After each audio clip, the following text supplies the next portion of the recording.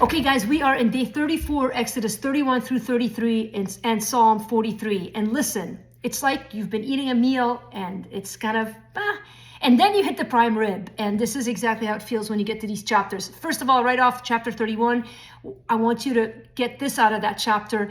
God equips you if he's called you to do something. And he's called this man Bezalel, and he equips him in every way, even with surrounding him with the right people. And then we move into this horrific chapter 32, but a reminder of the holiness of God and his seriousness when he says, "Thou shalt make no other gods before me." In fact, the saddest thing to me of the story, there's so many sad things, but the saddest is that they lose hope, the people of Israel, right as Moses was about to finish the job on the mountains and coming down with the tablets with the 10 Commandments. And right before, as he's making his way down, at the end of chapter 31, you see him with the tablets making his way down. And that is when the people of Israel had given up. Enough, they said. We are sick of waiting on God.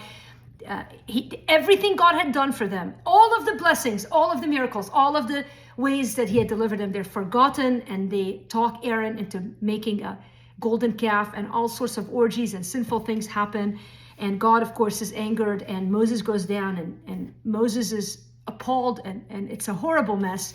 And then there has to be atonement for sin. And so Moses rallies the sons of Levi, of all things. They're the priests, and so he rallies them, and they do respond in repentance. And the thought is maybe that's why Aaron wasn't part of the people who died that day, because he came on and saw the light at the end of the day, but also God had chosen him to be high priest. And so again, some questions that are difficult to answer fully for me, but enough to know that there's a serious price that will be paid for sin.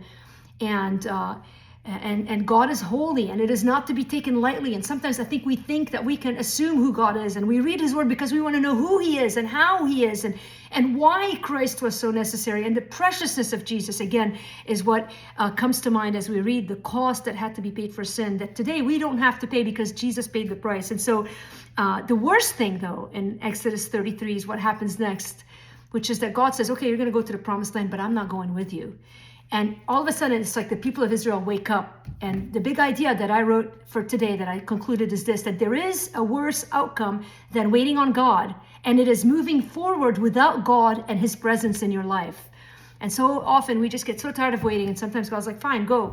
And of course, he's too good to send us off on our own. And we see even in Exodus 33 how Moses interceded on behalf of the people and begged God, like, we're not going if you're not going. And in fact, God reveals himself to Moses, and you can take some time and meditate on this glory of God that is in his goodness. And he hides him in the cleft of the rock so that he could see his back but not his face, because nobody can see God face to face and live.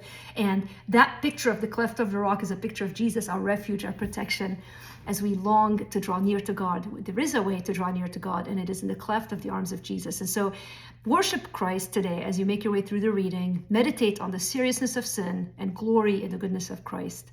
That's all for today.